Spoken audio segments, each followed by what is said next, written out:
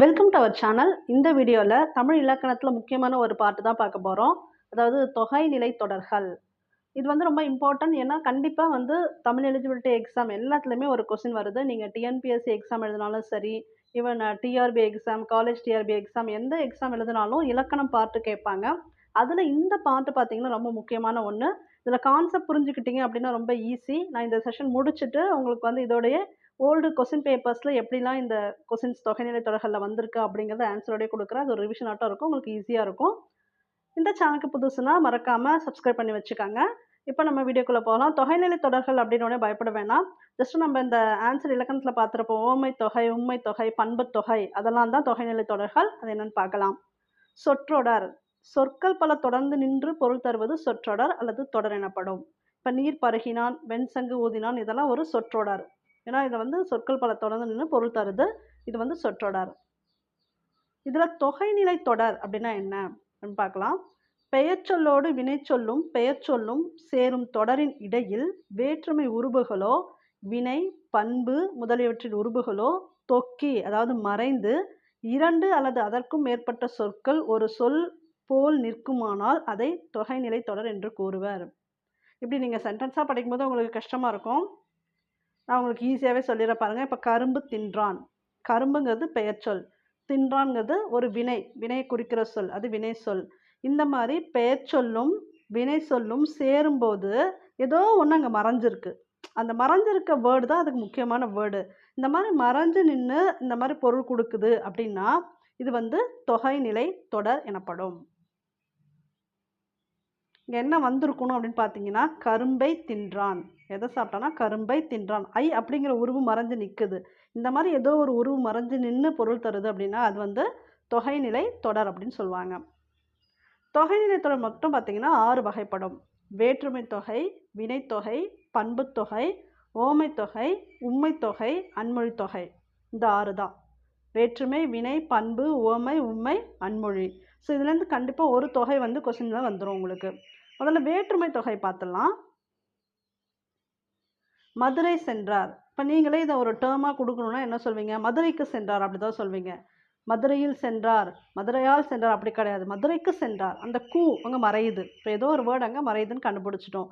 இப்போ இந்த தொடர் மதுரைக்கு சென்றார் என விரிந்து நின்று பொருள் தருகிறது. கொடுக்கப்பட்டுள்ள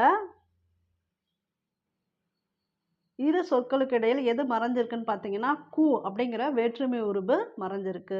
இது மாதிரி தொக்கி நின்று பொருள் உணர்த்துகிறது. இவ்வாறு ஒரு தொடரில் வேற்றுமை உருபுகள் அதாவது மொத்தம் பார்த்தீங்கன்னா வேற்றுமை உருபுகள் 8 இதில் கொடுத்துருக்காங்க பாருங்க. ஐ ஆல் கூ இன் அது கண் இங்கே மொத்தம் 6 தான் இருக்குது. நீங்கள் நல்லா கவனிச்சிங்கன்னா தெரியும். இன்னும் 2 மிஸ் ஆகுது. நான் மொத்தம் 8ன்னு சொன்னேன். ஸோ ஆக்சுவலாக 8 வேற்றுமை உருபுகள் உண்டு. ஆனால் இதில் ஃபஸ்ட்டுக்கும் லாஸ்ட்டுக்கும் 8 அந்த இதில் உருபு கிடையாது. ஐங்கிறது 2வது, முதலுக்கு கிடையாது. வேற்றுமை உருபு வேற்றுமை தொகைக்கு வேற்றுமை உருபு முதல்ல கிடையாது, ஃபஸ்ட்டு கிடையாது. ஐ வந்து செகண்டு, 2ஆம் வேற்றுமை தொகைக்கு உரிய உருபு. ஆல் வந்து 3வது, கூ வந்து 4வது, அடுத்து 5, 6, 7. கண் வந்து 7ஆம் வேற்றுமை தொகையை குறிக்க அதுக்கு உரிய உருபு. லாஸ்ட்டு 8வது இருக்குது பார்த்தீங்களா, அதுக்கு கிடையாது. இது வந்து நீங்கள் ஒரு ஃப்ளோவாக ஒரு போயமாட்டு தான் ஞாபகம் வச்சுக்கணும். ஐயாளுக்கும் இது கண் ஃபஸ்ட்டு லாஸ்ட்டும் விட்டுருங்க. மொத்தம் 8, நடுவில் 6 தான் நமக்கு தேவை. ஐயாளுக்கும் இன்னது கண் அப்படின்னு நீங்கள் மனப்பாடம் பண்ணி வச்சுக்க வேண்டியதான். இதில் ஏதோ ஒன்று மறைஞ்சு வந்துச்சுனாலே அது வந்து வேற்றுமை தொகை தான். இப்போ ஃபார் எக்ஸாம்பிள் வந்து மதுரைக்கு இப்போ பார்த்தாச்சு, அது 4ஆம் வேற்றுமை உருபு உங்களுக்கு சொல்லியாச்சு. பால் கறந்தான், பாலை கறந்தான் அப்படி வருது. அப்போ ஐ வரும். அப்போ அது 2ஆம் வேற்றுமை தொகை. உருவும் பயனும் உடன் தொக்க தொகை. இது வேற்றுமையில தான் வரும். கொஞ்சம் டிஃப்ரெண்ட்டாக வரும். அதோட அட்வான்ஸ் மாதிரி ஞாபகம் வச்சுக்கோங்களேன். எடுத்துக்காட்டு தேர்ப்பாகன் இப்படி கொடுத்துருக்காங்க. இதில் எப்படி சொல்லியிருக்கணும்? தேரை ஓட்டும் பாகன்னு சொல்லியிருக்கணும். தேர்ப்பாகன் அப்படியே இருக்குது. தேரை ஓட்டும் பாகன் இந்த மாதிரி தான் இது விரிந்து பொருள் உணர்த்துது. அப்போ தேர்ப்பாகன் இந்த சொற்களுக்கு இடையில 2 மறைஞ்சிருக்கு. என்னென்ன மறைஞ்சிருக்கு? ஐ மறைஞ்சிருக்கு, ஓட்டு மறைஞ்சிருக்கு. ஐங்கிறது வேற்றுமை உருபு, 2ஆம் வேற்றுமை உருபு. ஓட்டும் அப்படிங்கிறது இந்த பொருளை விளக்கும் பயன். இந்த எதை ஓட்டுறாங்கன்னு சொல்ல வராங்க இல்லையா, தேரை ஓட்டுறாங்க இல்லையா, அந்த ஓட்டுங்கிறது அந்த பயன். அதனால தான் இது வந்து உருபும் பயனும் உடன் தொக்க தொகை. உருபு ஐயே, பயன் வந்து ஓட்டும். ரெண்டுமே மறைஞ்சு வந்திருக்கு. தேர்ப்பாகன்றதுல தேரை ஓட்டும் பாகன். ஐ அப்படிங்கிற உருபும் ஓட்டும் அப்படிங்கிற அந்த பயனும் மறைஞ்சு வந்திருக்கிறதுனால இது வந்து உருபும் பயனும் உடன் தொக்க தகை. இதுல பாருங்க, தமிழ் தொண்டு, தமிழுக்கு செய்யும் தொண்டு. இதுல என்ன மறைஞ்சிருக்கு? 4ஆம் வேற்றுமை உருபும் பயனும் உடன் தொக்க தொகை. தமிழுக்கு கூங்கிறது என்ன சொன்னா 4ஆம் வேற்றுமை உருபு. ஏன்னா ஐ ஆல் கூ, அப்போ ஐ வந்து செகண்ட்னா ஆல் தேர்டு, கூ வந்து 4. ஸோ 4ஆம் வேற்றுமை உருபு, பயனும் உடன் தொக்க தொகை. செய்யுங்கிறது இங்கே என்ன வந்திருக்கு? பயன். அப்போ தமிழுக்கு செய்யும் தொண்டுன்னு வந்திருக்கணும், தமிழ் தொண்டு. அப்போ 4ஆம் வேற்றுமை உருபும் பயனும் உடன் தொக்க தொகை. இப்போ உங்களுக்கு படிக்கும்போது கொஞ்சம் கன்ஃபியூஷனாக இருக்கும். நீங்கள் வந்து இந்த மாதிரி எக்ஸசைஸ் அட்டன் பண்ண நீங்களே டக்குன்னு கண்டுபிடிச்சிருவீங்க. ஸோ வேற்றுமை தொகை இந்த 8க்குள்ளே தான் வரும். அடுத்து வினைத்தொகை பார்க்கலாம். காலம் காட்டும் இடைநிலையும் பெயரச்ச விகுதியும் மறைந்து நிற்க வினைப்பகுதியை தொடர்ந்து ஒரு பெயர் வந்து ஒரு சொல்லை போல் நடப்பது வினைத்தொகை. இப்போ தென்றல் அப்படிங்கிறது என்னன்னு பார்த்தீங்கன்னா பெயர். வீசுங்கிறது வினை. அதை தான் சொல்கிறாங்க, பெயரச்ச விகுதி மறைந்து நிற்க வினைப்பகுதி தொடர்ந்து ஒரு பெயர் வந்து ஒரு சொல்லை போல் நடப்பது வினைத்தொகை. இப்போ வீசு, தென்றல், கொல், களிறு, இதான் இதுக்கு எக்ஸாம்பிள். இதில் பார்த்தீங்கன்னா இது 3 காலத்துக்கும் உரியதாக வரும். இங்கே கீழே கொடுத்துருப்பாங்க பாருங்கள். வீசு, கொல் இது வந்து வினைப்பகுதி. நான் சொன்ன மாதிரி முறையே தென்றல், களிறு என்னும் பெயர் சொற்களோடு சேர்ந்து வருது. தென்றல், களிறுலாம் பெயர் சொல் தான். காலத்தை வெளிப்படுத்தாத பெயரச்சங்களாயின. ஆனால் இந்த 3 காலத்தையும் சேர்ந்து வரும். வீசிய காற்று, வீசுகின்ற காற்று, வீசும் காற்று. முடிஞ்சது, நடக்கிறது, நடக்க போகிறது எல்லாத்துக்கும் சேர்ந்து வரும். அதனால தான் அது ஜஸ்ட் வீசு காற்று அப்படி கொடுத்துட்றாங்க. அப்போ வீசிய, வீசுகின்ற, வீசும். அப்போ கொன்ற களிறு, கொள்கின்ற களிறு, கொல்லும் களிறு, இந்த 3 காலமும் உணர்த்தும். அது இந்த மாதிரி முக்காலத்துக்கும் பொருந்தும்படி விரிந்து பொருள் தருது எல்லாமே பார்த்தீங்கன்னா இந்த காலம் காட்டும் இடைநிலைகள் பெயரச்சங்களில் தொக்கி நீக்குது. ஏன்னா இந்த வீசிய காற்று, வீசுகின்ற காற்று இந்த மாதிரி எதுவுமே கரெக்டாக கொடுக்கல. ஆனால் தொக்கி நிற்குது, மறைஞ்சிருக்கு. அதனால தான் வீசுகின்ற தென்றல், வீசிய தென்றல், வீசும் தென்றல் இந்த மாதிரிலாம் வந்து 3 காலத்தை உணர்த்தினாலே அது வந்து வினைத்தொகை. அடுத்து பண்புத்தொகை. பண்புத்தொகை பொறுத்த வரைக்கும் ஒரு பண்புன்னு எதை சொல்கிறோம்? ஒரு குணத்தை சொல்லுவோம், அதோட வடிவத்தை சொல்லுவோம். ஹைட்டாக இருக்காங்க, குட்டையாக இருக்காங்க, நெட்டையாக இருக்காங்க, இப்படி இருக்காங்க, கலராக இருக்காங்க, அப்படி தானே சொல்கிறோம். அதுதான் அந்த கேரக்டர், அதுதான் பண்பு. அப்போ நிறம், வடிவம், சுவை, அளவு இது எல்லாமே மார்ஃபாலஜிக்கல் கேரக்டர் சொல்கிற மாதிரி அந்த மாதிரி ஃபிசியாலஜிக்கல் கேரக்டர் சொன்ன மாதிரி எல்லாமே ஞாபகம் வச்சுக்கோங்க. அப்போ நிறம், வடிவம், சுவை, அளவு இது எல்லாத்தையுமே உணர்த்தது என்னன்னு பார்த்தீங்கன்னா அது பண்புத்தொகை. இதில் பிரிச்சிங்கன்னா சிலதில் மை விகுதி வரும். பண்பு விகுதி வந்தீங்கன்னா மை வரும். இது வந்து எது உள்ளே மறைஞ்சு வரும், எந்த வேர்டு உள்ளே மறைஞ்சு வந்திருக்குன்னு பார்த்தீங்கன்னா ஆகிய, ஆன இந்த இது உருபுலாம் வந்து பார்த்தீங்கன்னா மறைஞ்சு வந்திருக்கும். இப்போ ஃபார் எக்ஸாம்பிள் பாருங்கள், செங்காந்தல் இது வந்து ஒரு பண்பு தொகைன்னு சொல்கிறாங்க. செம்மை ஆகிய காந்தல், அதான் செங்காந்தல். செம்மை ஆகிய மை விகுதி வந்திருக்கு, அதனால இது ஒரு பண்பு தொகைன்னு சொல்லலாம். ஆகிய அப்போ அது மறைஞ்சு வந்திருக்கு. இந்த மாதிரி ஆகிய, ஆன இந்த மாதிரிலாம் மறைஞ்சு வந்து இந்த நிறம், வடிவம், சுவை, அளவு எதையாவது ஒன்று குறிச்சுது அப்படின்னா அது வந்து பண்புத்தொகை. செம்மை ஆகிய காந்தல். இப்போ வட்டத்தொட்டி, அப்போ டக்குன்னு சொல்லலாம் வட்டமான தொட்டின்னு வந்துடும். அப்போ ஆன, வட்ட ஆனன்னு வருது இல்லையா, அந்த ஆன ஆகிய அப்படிங்கிற வட்டம் அந்த ஒரு அளவு குறிக்குது. அப்போ இது வந்து எதில் வந்துடும் பார்த்தீங்கன்னா செம்மைங்கிறது அந்த ஒரு அதோட பண்பை குறிக்கிறது, வட்டம்ங்கிறது அந்த அளவை குறிக்கிறது, எல்லாமே பண்பு தொகை தான். ஸோ வட்டமான தொட்டி. இன்மொழி இது மாதிரி அடிக்கடி கேட்பாங்க, இன்னிசை, இன்மொழி இதெல்லாம் கேட்பாங்க. அப்போ இனிமையான அது ஒரு பண்பு, இனிமையான மொழி, மை விகுதியும் வருது. ஸோ இந்த மாதிரி வந்தால் பண்பு தொகை. இரு பெயரிட்டு பண்பு தொகை. அது என்ன இரு பெயரிட்டு பண்பு தொகை? அதாவது 2 பெயர் வரும், அதுதான் இரு. பெயரொட்டு பண்பு தொகைனா 2 பெயரும் சேர்ந்து வர்றது. இப்போ சிறப்பு பெயரும் இருக்கும், பொது பெயரும் இருக்கும். சிறப்பு பெயர் முன்னாடி இருக்கும், பொது பெயர் பின்னாடி இருக்கும். அப்புறம் ஆகிய அப்படிங்கிற உருபு வந்து தொக்கி நிற்கும், உள்ள மறைஞ்சிருக்கும். இப்போ பாருங்க, மார்கழி திங்கள் சாரை பாம்பு, இதில் 2 பேர் இருக்கு. இப்போ மார்கழி திங்கள் இது பார்த்தீங்கன்னா சாரை பாம்பு. திங்களும் பாம்பும் என்னன்னு பார்த்தீங்கன்னா ஒரு பொது பெயர். மார்கழி சாரைங்கிறது சிறப்பு பெயர், பாம்புலே சாரப்பாம்பு அது சிறப்பு பெயர். அப்போ திங்கள்னா மாதம் தெரியும், மார்கழினா அதுக்குள்ளே இருக்க மாதம், அது சிறப்பு, அதனால தான். ஸோ மார்கழி சாறை என்னும் சிறப்பு பெயர்கள் வந்து மார்கழி ஆகிய திங்கள், சாறை ஆகிய பாம்பு, இந்த மாதிரி 2 பெயராக வந்திருக்கிறதுனால அது வந்து இரு பெயரிட்ட பண்புத்தொகை. அந்த 2 பெயர் ஞாபகம் வச்சுக்கோங்க. அதான் மார்கழி திங்கள், சாறை பாம்பு இப்படி வந்துச்சுன்னா அது வந்து இரு பெயரிட்ட பண்புத்தொகை. ஓமை தொகை. ஓமை தொகைனா ஓமைக்கும் பொருளுக்கும் ஓமேயம் இடையில் ஓம உருபு மறைந்து வருவது ஓமை தொகை.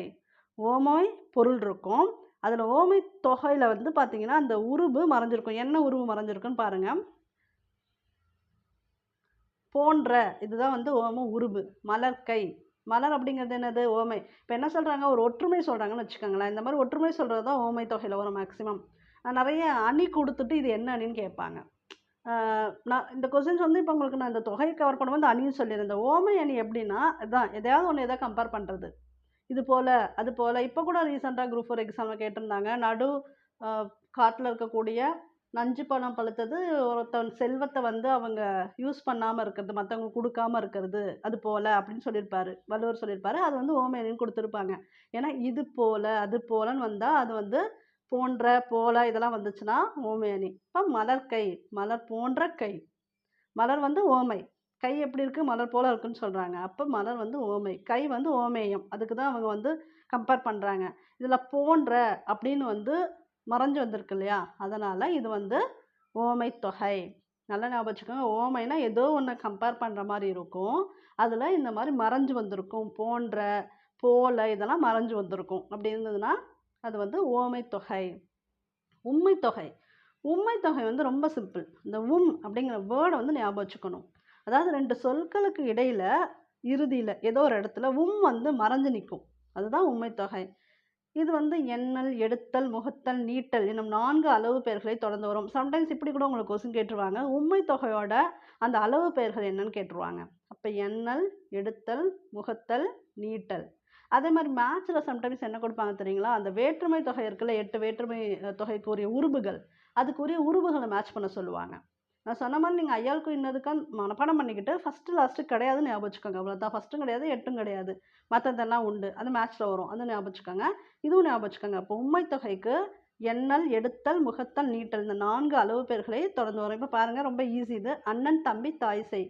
இப்போ நமக்கே தெரியும், அண்ணனும் தம்பியும் மறந்துடுச்சு. அங்கே தாய் செய்னா தாயும் செய்யும் தான் சொல்லுவோம். அப்போ உம்ங்கிறது மறைஞ்சு வந்திருக்கு அப்படின்னாலே அது வந்து உம்மை தொகை.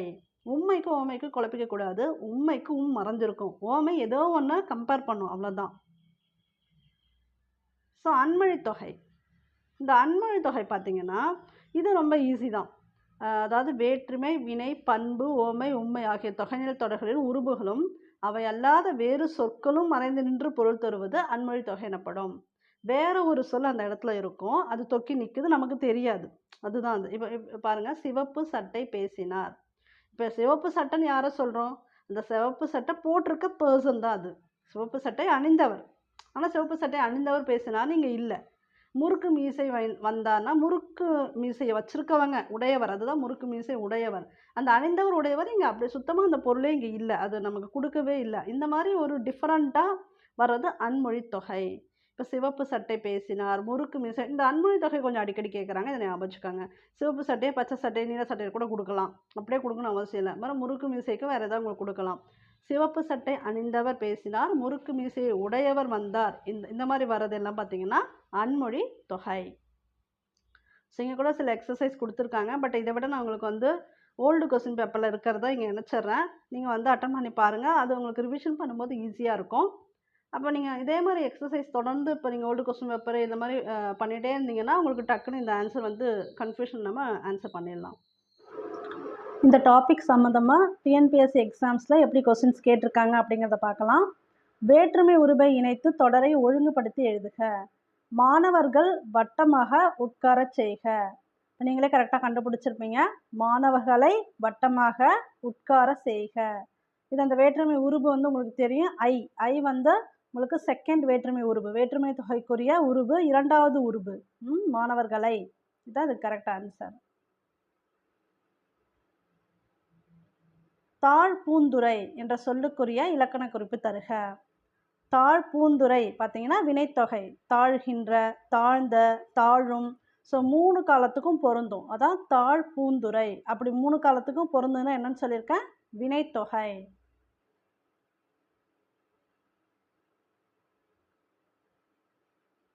தன்மணல் இலக்கண குறிப்பு தருக. இது வந்து பண்புத்தொகை. ஏன்னா இது வந்து ஒரு கேரக்டர், தன்மையான மணல். பிரிச்சா மை விகுதியும் வரும். தன்மை ப்ளஸ் மணல். ஓகேங்களா? ஸோ அப்போ மை விகுதியும் வருது. அது இல்லாமல் தன்மையான மணல்னு அதோட கேரக்டர் சொல்லுது. அப்போ இது வந்து பண்புத்தொகை.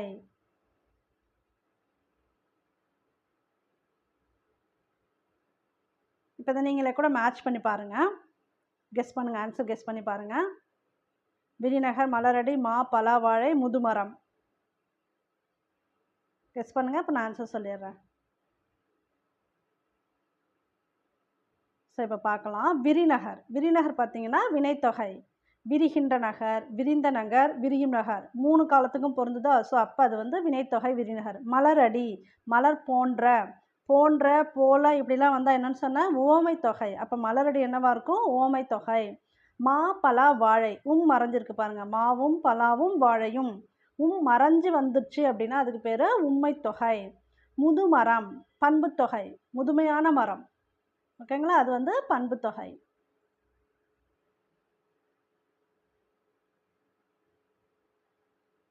இதுவும் உங்களால் மேட்ச் பண்ண முடியுதா பாருங்கள். அதனால் உங்களுக்கு நான் ஆன்சர் சொல்கிறேன். இதில் வந்து எக்ஸ்ட்ரா உங்களுக்கு உரிச்சொற்றோட உருவகம் இருக்குது. பட் இது ரெண்டும் நீங்கள் கண்டுபிடிச்சிங்கன்னா அது ஈஸியாக கண்டுபிடிச்சிக்கலாம். இப்போ வழிக்கரை. வழிக்கரை பார்த்தீங்கன்னா 6ஆம் வேற்றுமை தொகை. 6ஆம் வேற்றுமை தொகையோட உருவு என்னன்னு முதல்ல பாருங்கள். நான் சொன்னால ஐயால் கூ இன் அது கண் சொன்னேன் இல்லையா? அப்போ கடைசிக்கு தான் கிடையாது. அதுக்கு முன்னாடி கண், அதுக்கப்புறம் அது. அது அதுங்கிறது 6ஆம் வேற்றுமை தொகையில் வருது. வழினது கரை அப்படி வரும். ஸோ அப்போ வந்து பார்த்தீங்கன்னா உங்களுக்கு வழிக்கரை 6ஆம் வேற்றுமை. கரக்கமலம் உருவகம். இந்த உருவப்படுத்துறதுக்காக வர்றது. பொங்கு கடல் வினைத்தொகை. பொங்குகின்ற கடல், பொங்கும் கடல், பொங்கிய கடல் எல்லாத்துலேயுமே வருது பாருங்கள். 3 காலத்தையும் உணர்த்ததுனால இது வந்து பொங்கு கடல் அப்படிங்கிறது வினைத்தொகை. உருவேனில் உரிச்சொற்றொடர்.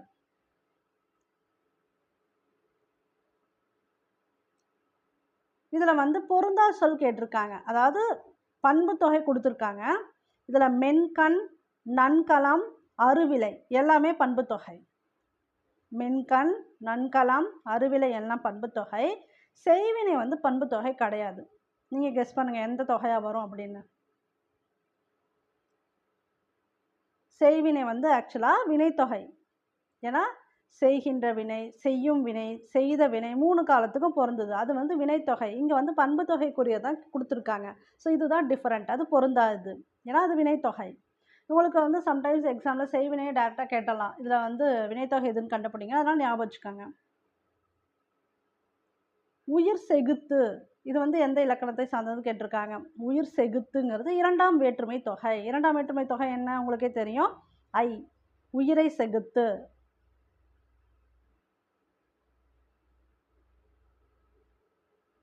இதுவும் இப்போ நீங்கள் வந்து மேட்ச் பண்ணணும். மலையுச்சி, நல்லறம், தொழுதோர், கரை கண்ட கொடுத்துருக்காங்க. ஸோ உங்களுக்கு விடையாள பெயர் வேணால் உங்களுக்கு சொல்லிடுறேன். சில பேர் அடிக்கடி இலக்கணம் படிச்சிருந்தா உங்களுக்கு தெரியும். தொழுதோர் தான் விடையாள பெயர். மற்றது நீங்கள் வந்து கண்டுபிடிங்க. நல்லா ஆன்சர் பார்த்தலாம் இருங்க. மலையுச்சி. மலையுச்சி பார்த்தீங்கன்னா 6ஆம் வேற்றுமை தொகை. மலையினது உச்சி.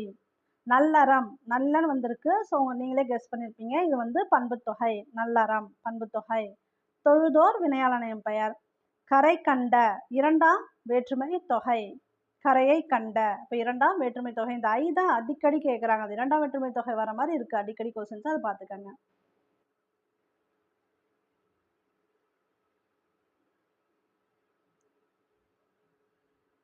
தொடுகடல் முத்தும் வெண்சங்கும் எங்கும்.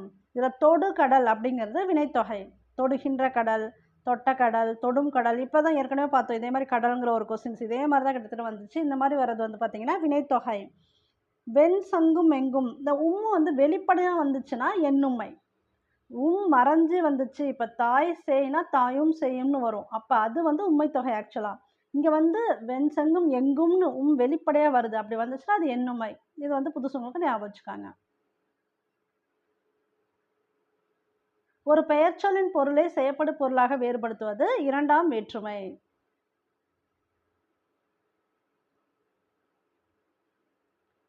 எத்திசையும் பெருந்தமிழணங்கே. இதுக்கு தான் இலக்கண குறிப்பு கேட்டிருக்காங்க.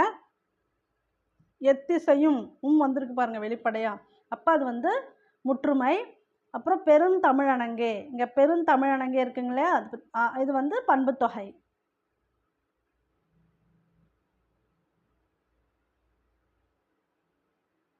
கரை பொறு இலக்கண குறிப்பு பார்த்தீங்கன்னா 2ஆம் வேற்றுமை தொகை. கரை பொறு வந்திருக்கு பாருங்க, ஐ வந்திருக்கு. ஸோ 2ஆம் வேற்றுமை தொகை.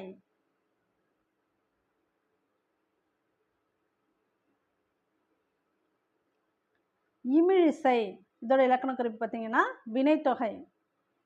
3 காலத்துக்கும் வரும். இமிழ்கின்ற, இமிழ்ந்த, இமிழும், இது வந்து வினைத்தொகை. இமிழ்கின்ற இசை எல்லாத்துக்கும் வரும். ஸோ இது வினைத்தொகை.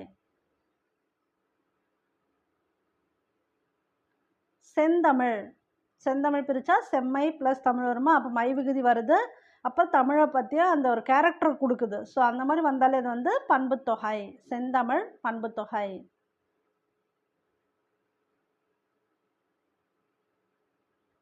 இலக்கண குறிப்பு தவறான பொருத்தத்தை எழுதுக. தவறானது எதுன்னு கேட்டிருக்காங்க. இப்போ நம்ம இந்த லெசனில் பார்க்கும்போதே வந்ததை அப்படியே கொடுத்துருக்காங்க உங்களுக்கு பாருங்கள். தாய் சேய் வந்து மறைஞ்சு வந்திருக்கு, தாயும் செய்யும். அப்போ இது வந்து உண்மைத்தொகை, இது சரி. முறுக்கு மீசை வந்தார், இது வந்து அன்மொழி தொகை. ஸோ இங்கே வேற்றுமை தொகைன்னு கொடுத்துருக்காங்க, இது தவறு. அடுத்து கரும்பு தின்றான், இது வேற்றுமை தொகைன்னு கொடுத்துருக்காங்க. கரும்பை தின்றான் ஐ விகுதி வந்து 2ஆம் வேற்றுமை தொகை. பட் இது வந்து ஆப்போசிட்டில் கொடுத்துருக்காங்க. அப்போ அது வேற்றுமை தொகையில் வரக்கூடியது தான் கரும்பு தின்றான். அப்போ 2, 3 தான் தவறு. வெண்குடை வெண்மையான குடை பண்புத்தொகை, இந்த கலர் கொடுக்குது. அப்புறம் அது மை விகுதியும் வரும். ஸோ அப்போ வெண்குடை வந்து பண்புத்தொகை. 1, 4 கரெக்டு. தவறானது எதுன்னு பார்த்தீங்கன்னா 2, 3 தான் தவறானது.